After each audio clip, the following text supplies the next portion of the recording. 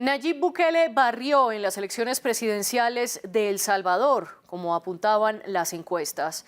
Aunque 24 horas después de cerradas las urnas, el Tribunal Supremo Electoral seguía sin entregar los resultados finales. A ese tiempo, solo el 70% de los votos para la presidencia se habían contabilizado. Y de esos votos, Bukele contaba con más del 80%. Entre los 5 candidatos restantes sumaban poco más del 15% de los votos, es decir, una victoria contundente para el actual mandatario. Del otro lado, no hay datos oficiales sobre qué partidos ganaron los 60 escaños de la Asamblea Legislativa. A pesar de esto, Bukele sostiene que su movimiento Nuevas Ideas se quedó con 58 puestos, aunque el tribunal no ha confirmado nada. En el siguiente informe, Manuela Cano nos hace un recuento de lo que pasó en las elecciones del 4 de febrero en el país centroamericano. Sería un triunfo cantado. Nayib Bukele, el presidente de El Salvador, aseguró que salió reelecto en los comicios de este domingo. El actual mandatario catalogó la victoria como histórica, pues, según sus cifras, se quedó con más de un 85% de los votos. Este día, El Salvador ha roto todos los récords de todas las democracias en toda la historia del mundo. La jornada electoral transcurrió con relativa normalidad, aunque los opositores denunciaron irregularidades, como la exclusión del personal capacitado de los puestos de votación y presuntas coacciones para votar por el partido Bukele, Nuevas Ideas. El Tribunal Supremo Electoral informó de fallas en la votación de los puestos extranjeros. A pesar de la falta de los resultados oficiales, el presidente aseguró que se quedó con mínimo 58 de los 60 asambleístas. De confirmarse, se trataría de una mayoría casi que absoluta, que le otorgaría el control del poder legislativo. Sería la primera vez que en un país existe un partido único en un sistema plenamente democrático. Toda la oposición junta quedó pulverizada. Con la decisión de este domingo, Bukele aseguraría otros 5 años en el poder, unos en los que ha prometido seguir con su política de seguridad y su denominada como guerra contra las pandillas. En su primer mandato logró reducir la tasa de homicidios de 38 por 100.000 habitantes a 2,4 por 100.000 habitantes. A través de una política que ha sido cuestionada por encarcelamientos ilegales y extralimitaciones de las fuerzas de seguridad. De hecho, al menos 75.000 personas han sido procesadas sin cargos. La victoria de este domingo pone la mira sobre los contrapesos necesarios para toda democracia. Bukele se postuló para la reelección a pesar de que la Constitución se lo impedía, a través de un vacío legal. Incluso con la prohibición constitucional, Bukele no solo se presentó a las elecciones, sino que ganó de una manera contundente, que lo hace el político más popular de América Latina. Y a quienes lo eligieron, ¿qué tanto les importa la seguridad, que Bukele mejoró en su mandato, o el equilibrio de poderes de una democracia que se debilitó en los últimos 5 años? Esos serán los temas de nuestro debate de hoy. Nuestros 2 invitados se conectan desde San Salvador. Verónica Reina es directora de Derechos Humanos del Servicio Social Pasionista. Y también está con nosotros Romeo Auerbach, diputado de Gana, el partido de derecha con el que Nayib Bukele se hizo elegir en 2019. A los 2 les doy la bienvenida a nuestro programa y les agradezco por estar aquí. Y a nuestra audiencia les recuerdo que estamos en redes sociales como @France24_ES. ¿Y ustedes qué opinan de estos comicios? Los leemos con el hashtag #ElDebateF24. Este y todos nuestros programas están disponibles en nuestro canal de YouTube y también en Apple Podcasts, Spotify, Deezer y TuneIn. Verónica Reina, comienzo con usted. Bienvenida al debate. ¿Cuál es su panorama sobre las elecciones del pasado 4 de febrero en El Salvador? Quizá lo primero sería apuntar de que son las elecciones más irregulares que hemos tenido en los últimos años, desde la firma de los acuerdos de paz. Esto por distintas razones, pero quizá una de las principales, el hecho de que participara como candidato a la presidencia el actual presidente de la República, yendo en contra de al menos 6 artículos de la Constitución de la República que prohíben la reelección inmediata. la reelección es posible si se deja un periodo de por medio y el Bukele pudiera haber participado en otras elecciones, pero a través de la Sala de lo Constitucional, una resolución de magistrados de la Sala afines al gobierno, que fueron impuestos por la Asamblea Legislativa mayoritaria de Nuevas Ideas, se ha facilitado el camino para que Bukele participe en estas elecciones y por tanto su candidatura se presente como una candidatura completamente inconstitucional en estas elecciones. Y el otro elemento es también el que se haya tenido una serie de reformas electorales que permitieron de alguna manera favorecer el voto hacia un partido mayoritario y minimizar el impacto o los posibles resultados de representación política de los partidos minoritarios. Y eso ha provocado de que esta fórmula nueva de conteo de votos lleve muy probablemente a una presencia mayoritaria en la Asamblea Legislativa, también por parte del Partido Nuevas Ideas. Esto además se envuelve en una complicada jornada electoral el día de ayer, donde hemos visto distintas faltas de retraso, de inicio de los centros de voto, de saturación en el caso del voto presencial, en el exterior, de ausencia plena del Tribunal Supremo Electoral, señalando estas faltas ante los problemas evidenciados, incluso la detención de una persona de manera completamente arbitraria por parte de la policía, la cual todavía se encuentra detenida por haber leído los artículos de la Constitución que prohibían la reelección del presidente. Es decir, esta persona se encuentra en detención todavía y no tenemos mayor información de su condición y de qué se le acusa. Y a este punto Sí. el tribunal ha decidido hacer un conteo voto por voto, precisamente porque ha reconocido que el escrutinio preliminar ha tenido demasiadas fallas y es imposible seguir el proceso como se había planificado inicialmente. Usted plantea varios puntos que vamos a profundizar a lo largo de este programa, lo que está pasando con el TSE, el conteo voto a voto, la reforma electoral, pero usted señala dos puntos. Afirma que son elecciones irregulares y que la candidatura de Bukele era inconstitucional. Romeo Auerbach, también bienvenido usted a nuestro debate. ¿Coincide usted con estos puntos de Verónica o cuál es su panorámica sobre estas elecciones? Hola, primero pues un saludo a ti, un saludo a Verónica. Por supuesto que no. El primer tema, el tema de si el presidente podía postularse o no, porque hay que tener cuidado con la palabra reelección es la que el pueblo le dio el día de ayer. Lo que estaba en discusión antes con la interpretación que se hacía de la Constitución era la postulación, pero ese tema ya quedó muy atrás, o sea, ya inclusive hay 6 candidaturas aparte, presidente, que se inscribieron a la par del presidente Bukele, y ese tema pues se ha discutido por meses y meses, y creo yo que ahí está, la Sala de lo Constitucional avaló su postulación, y qué importante, porque al final lo que se necesita saber es lo que el soberano quiere. Yo sé que el título que tenemos en el debate dice el dictador más cool, a veces a él también ha mencionado eso, pero bueno, estamos hablando de un dictador cool que sacó el 85% de los votos. Imagínate qué presidente del mundo en una elección democrática y que viene precedida de más de 100 encuestas los últimos 2 años, el que te dicen que sí va a ser más o menos el resultado.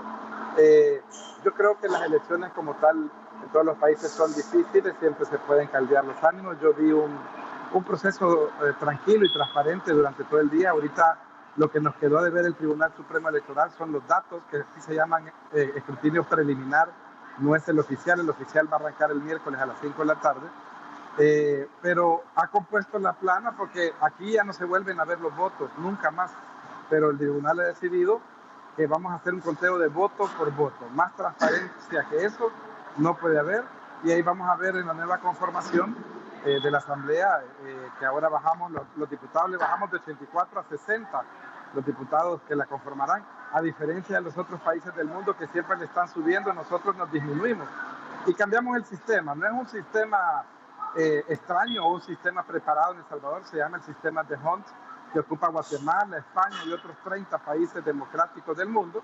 Y sí, favorece más a los partidos grandes, esa es la verdad. Pero ¿por qué un partido es grande? Porque el pueblo lo quiere, o sea, todos estamos en la misma posibilidad de intentar ser un partido grande. Yo creo que lo que se ha vivido es una fiesta, que bueno que vamos a ir voto por voto para poder saber inclusive cómo quedan las diputaciones.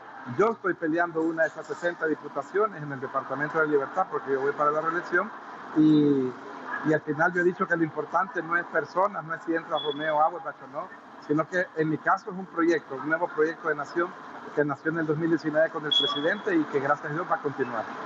Aquí una aclaración, tal como usted lo dice, aquí en el debate estamos hablando del dictador más cool porque Nayib Bukele se llamó a sí mismo de esta manera y de manera literal en su cuenta de X y nosotros estamos retomando las palabras del presidente y por eso están entre comillas. Antes de ir con Verónica Romeo, quiero preguntarle algo. Usted habla que el conteo y el reconteo voto a voto lo que da es mayor transparencia, pero ¿qué llevó al tribunal a tomar esta decisión de recontar todos los votos?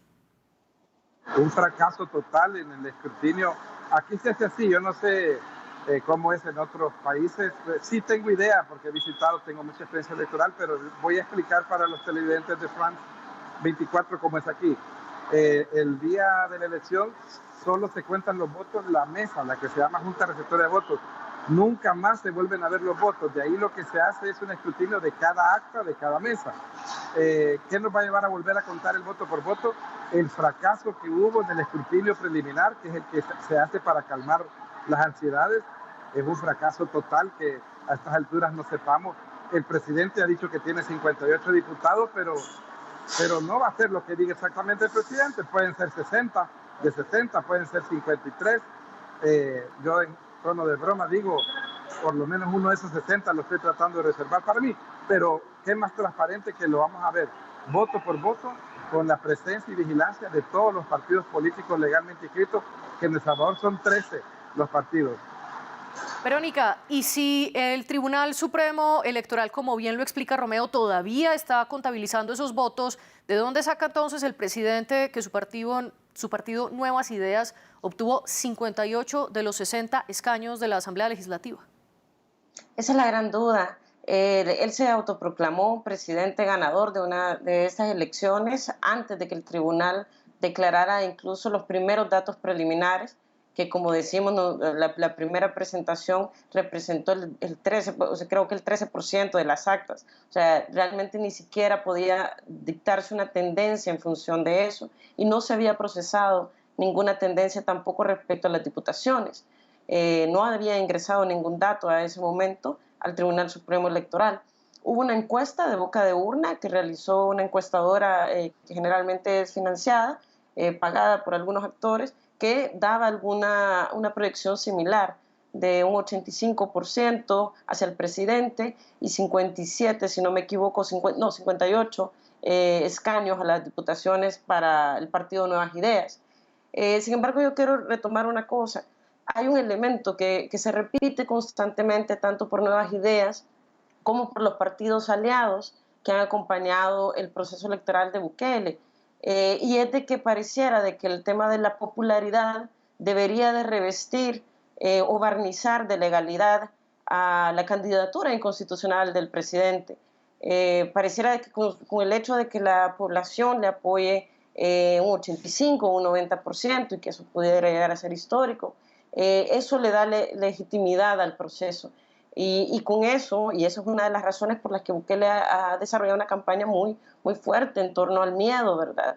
Y a la posibilidad de perder candidaturas en diputaciones, porque lo que se quería era de alguna manera mostrar esa fuerza de voto por parte del pueblo para poder ocultar lo inconstitucional de la candidatura misma.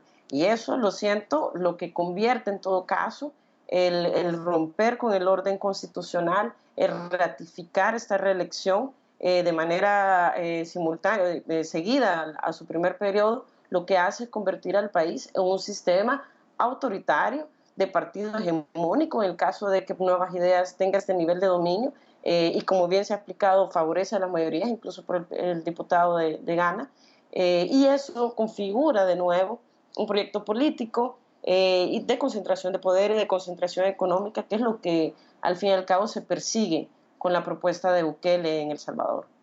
En efecto, usted está señalando uno de los argumentos claves del oficialismo y es el entendimiento de la democracia. Romeo lo acaba de mencionar, que los partidos quedaron grandes ya que así lo quería el pueblo y de la misma manera se defiende el presidente Nayib Bukele. Al respecto, hubo una declaración del vicepresidente de El Salvador, quien también aspiró a la reelección, Félix Ulloa, y le dijo al periódico The New York Times, y esto lo cito entre comillas, a esta gente que dice se está desmantelando la democracia, mi respuesta es sí. No la estamos desmantelando, la estamos eliminando, la estamos sustituyendo por algo nuevo. El presidente Bukele posteriormente respondió a esas palabras de su vicepresidente, y esto también lo entrecomillo, diciendo: nosotros no estamos sustituyendo la democracia porque El Salvador jamás tuvo democracia. Es la primera vez en la historia que El Salvador tiene democracia, y no lo digo yo, lo dice el pueblo. La definición de democracia, la real, no la inventada por las élites, es demos y kratos, el poder del pueblo. Verónica, en este poder del pueblo y en esta definición de democracia que hace Bukele, ¿no es suficiente tener más del 90% de popularidad y de respaldo para llevar adelante las políticas que ha llevado Bukele? No. Primero, o sea, la democracia no se define únicamente por la cantidad de votos. El proceso electoral es uno de los elementos de la democracia, del sistema democrático.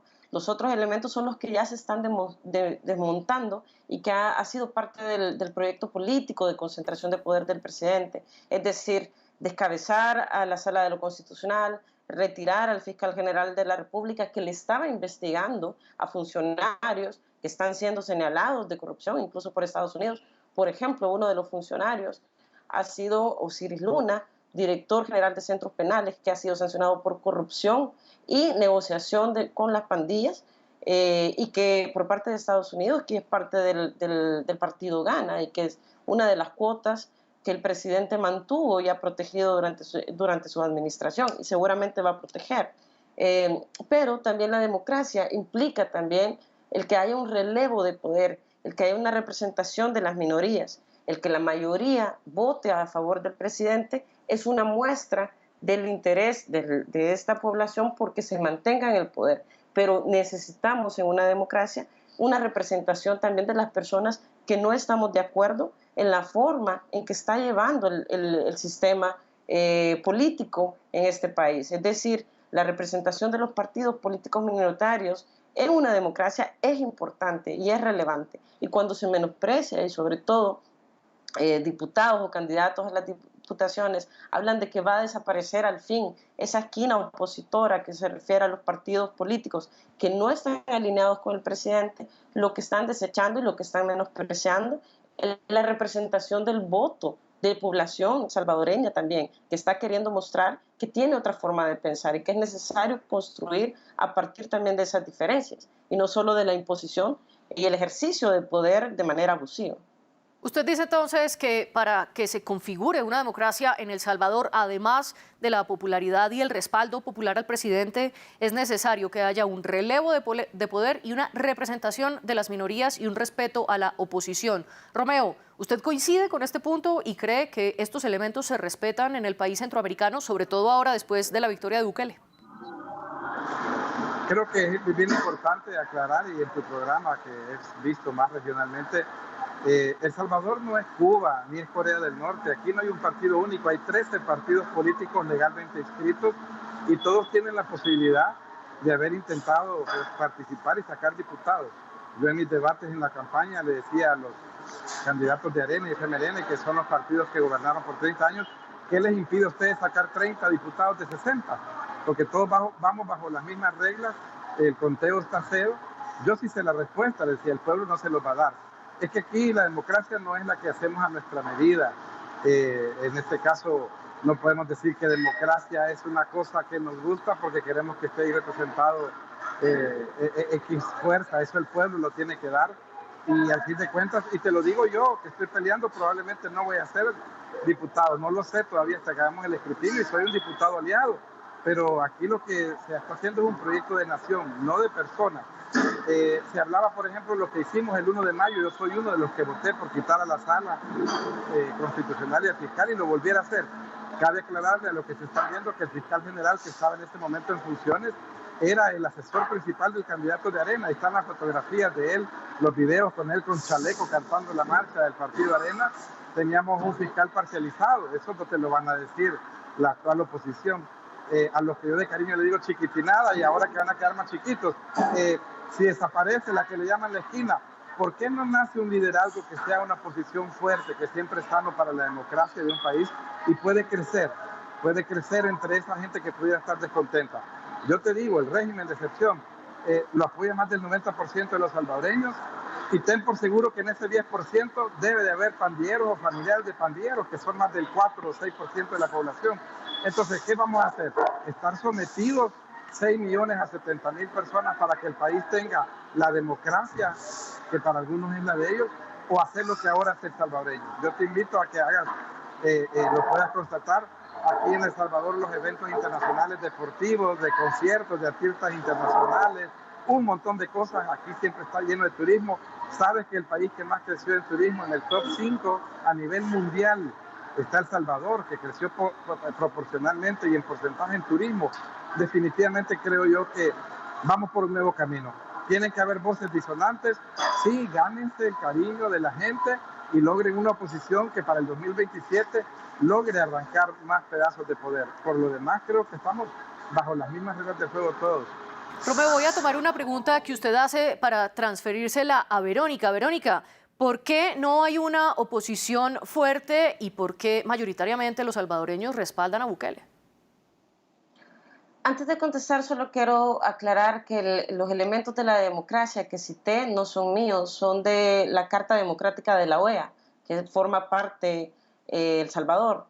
Y bueno, realmente la oposición, y ahí coincido completamente, ha tenido una propuesta muy básica, muy deplorable, en el sentido de que la población no se ha sentido identificada en términos de manejo político para construir un país distinto. Y esto tiene que ver por varias razones. Han habido dos partidos mayoritarios anteriormente, el FMLN y Arena, y estos partidos, como la mayoría y como creo que también la administración actual lo está llevando, han desarrollado políticas superficiales que no han atendido las principales problemáticas del país, por mencionar dos: una, la economía, y dos, la situación de violencia. Todos, tanto Arena como el FMLN, desarrollaron políticas manoduristas de detenciones masivas, de militarización de la seguridad, de encarcelamiento, de violaciones a derechos humanos, de reformas penales. Muy similares realmente a la política, al modelo de seguridad, este régimen de excepción que está implementando Bukele. La diferencia es que había separación mínima de poderes, no era ideal, pero habían controles y entonces la Sala de lo Constitucional podía decir que la gente no podía ser detenida solo por cómo luce o sin pruebas algunas, que es lo que está ocurriendo en este momento.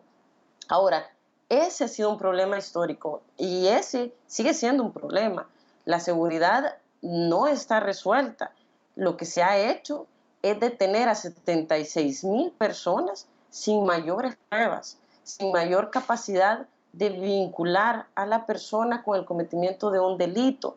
La Fiscalía no tiene evidencia suficiente para mantener a esas personas detenidas. La forma en que están detenidas es porque la Asamblea Legislativa aprobó una serie de reformas que permitían que si yo acusaba como fiscal a alguien por el delito de agrupaciones ilícitas, el juez o jueza se veía casi obligado a dictar detención provisional. Y esta detención dura hasta que la sentencia esté en firme. Es decir, la gente que no ha cometido delito, que no hay mayor evidencia, si la Fiscalía quiere, la puede mantener detenida durante 3, 4 años.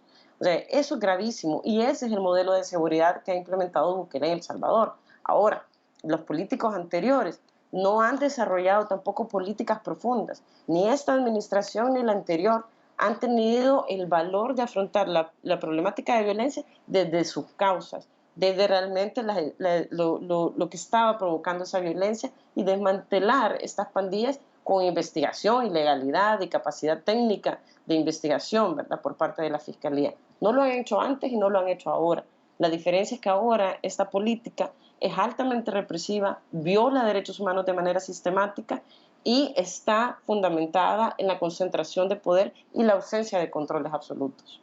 A propósito que usted menciona la política de seguridad diciendo que la seguridad todavía no está resuelta y hablando de las violaciones de derechos humanos, hay otro dato también que es innegable, Verónica, y es que durante el mandato de Nayib Bukele se ha caído de una manera considerable la tasa de homicidios en el país. En 2014 pasamos de 68,6% personas asesinadas de cada 100.000 habitantes. En 2015 esto repuntó a 103 y desde entonces, mucho antes de que Bukele llegara al poder, comenzó a bajar paulatinamente. Al 2019, cuando Bukele se posesionó el 1 de junio, pero todo ese año la tasa de homicidios se ubicó en 38 y en 2023, es decir, el año anterior a estas elecciones, esa tasa estaba en 2,4 por cada 100.000 habitantes. Para tener una comparación, el estudio global sobre homicidios de la ONU con datos de 2021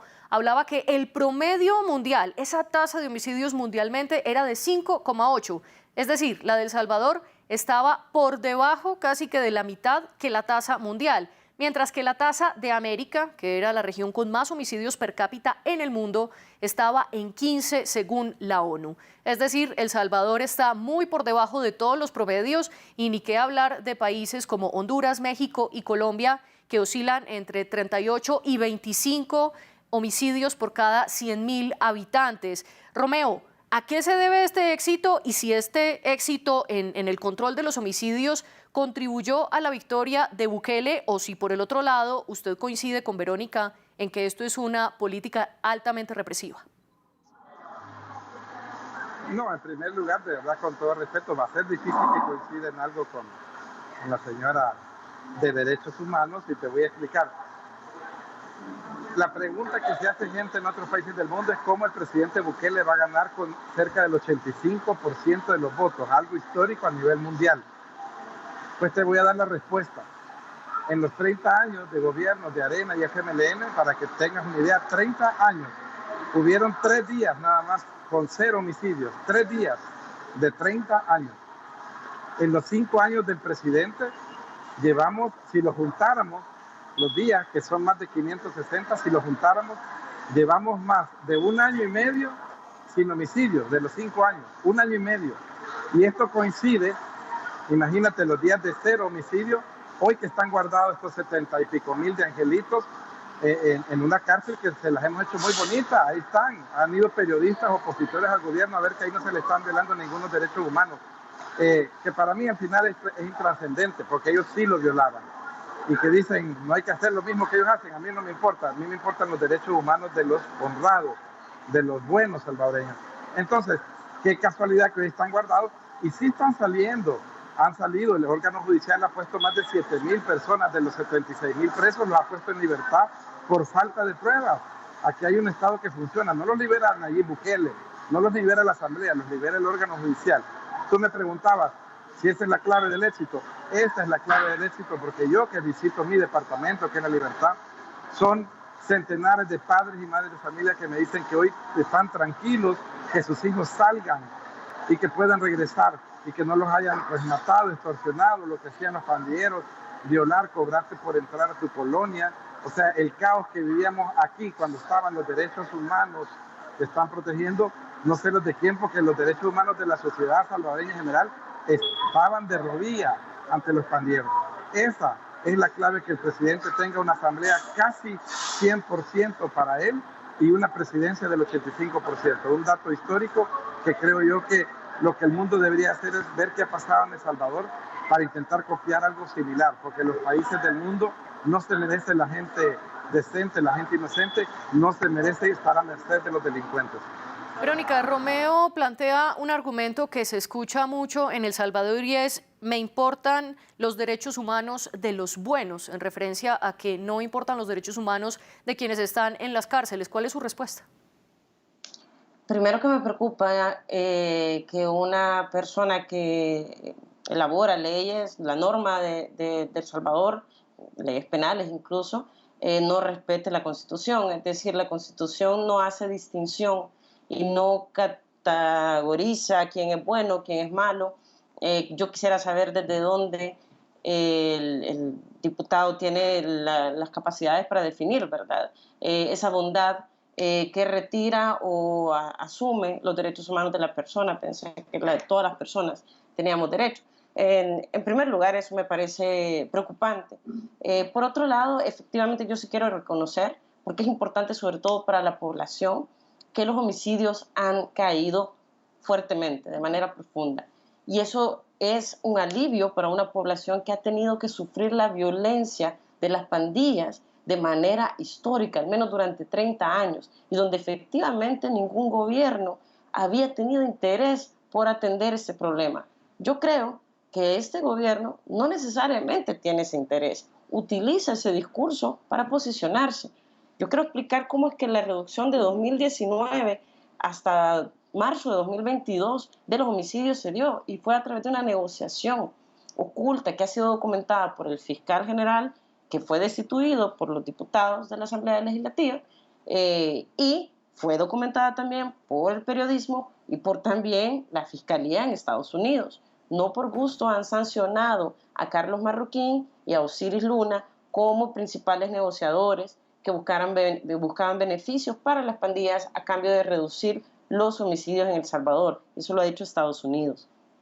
Esa fue la primera etapa de esta política de supuesto interés que tiene Bukele por las víctimas, ¿verdad? Por los buenos, por la población honrada. Negociar con las tres principales pandillas para recibir apoyo electoral y para reducir los homicidios. ¿Qué es lo que pasó incluso hace unas semanas? Se destapó de que el presidente o el gobierno estaba dispuesto a pagar más de $1 millón a un cártel de drogas mexicano con tal de conseguir la captura de uno de los principales cabecillas de la MS, que el mismo gobierno había liberado. Y esa era una angustia porque consideraba que eso podía presentar pruebas a Estados Unidos de ese tipo de negociaciones. Sí, Por último, la interrumpo. el régimen de excepción. La interrumpo aquí, Verónica, porque nos estamos quedando sin tiempo y quiero que Romeo pueda responder ante esto que usted está planteando antes de pasar a nuestras conclusiones. Romeo, ¿hubo negociación del gobierno de Bukele con las maras para reducir los homicidios en el país?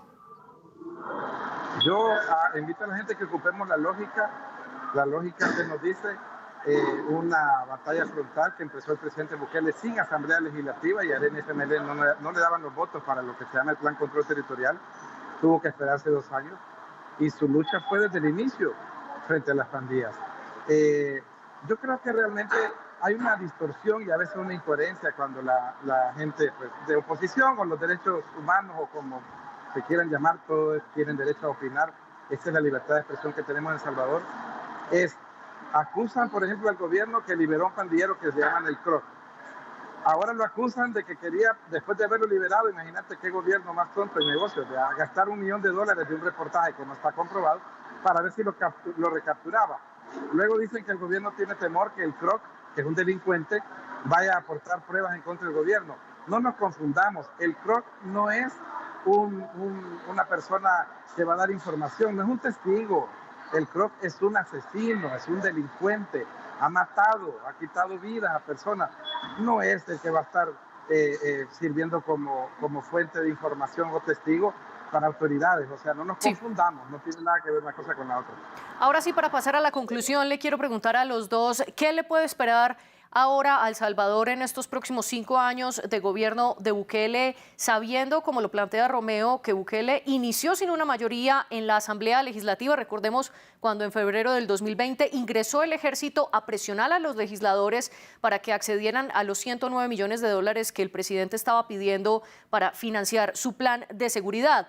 Luego, en febrero de 2021, sí obtuvo las mayorías legislativas y ahora esas mayorías aumentarían por los conteos que hace el presidente. Tiene entonces la mayoría en la Asamblea y también con una Corte Suprema de Justicia, especialmente con una sala constitucional que es favorable a Bukele. Recordemos que en mayo del 2021 la mayoría legislativa de Bukele lo que hizo fue destituir a los 5 miembros de la Sala de lo Constitucional y desde entonces Bukele también tiene un amplio poder en el judicial. Con este panorama, muy brevemente, Verónica, ¿qué le espera al país? Dos cosas. Uno, primero de que los ataques a la defensa de derechos humanos, al periodismo que investiga y presenta evidencia sobre casos de corrupción de este gobierno y de los partidos aliados que le acompañan, van a sufrir más ataques, van a verse en condiciones más complicadas para el proceso de defensa de derechos humanos, de libertad de expresión y de poder informar a la población para que ésta tome también decisiones con información real y no con campañas de desinformación y publicitarias. Y por otro lado, de verdad, a mí me preocupa que este proyecto político que en teoría se está sumando y que no es un proyecto personalista, que yo difiero en ese sentido, pareciera que no integra a nadie más que los aliados, ¿verdad? Sí. Más que estas personas que piensan igual y todas las demás deben quedar fuera de ese proyecto político. Eso es negativo para la realidad del país. Romeo, muy brevemente, ¿qué le espera al país? Bueno, yo creo que sea parte yo o no de la nueva legislatura, lo que le espera al país son muchos retos, muchos retos. Si tú te pones a analizar, el pueblo aguantó 20 años Arena, luego solo aguantó 10 años el FMLN, a nosotros no nos va a aguantar igual. Lo que ya cambió es el pueblo salvadoreño. Si las promesas o las cosas que tenemos pendientes por cumplir, porque la seguridad ya se resolvió prácticamente, hay que mantenerla, pero esa guerra ya se ganó. Le tenemos que entrar a la economía y a la salud. Si no le entramos a esto, hoy que se tiene toda la fuerza, no hay ninguna excusa para no aprobar leyes en favor de la sociedad. No hay piedras de tropezo en la Asamblea.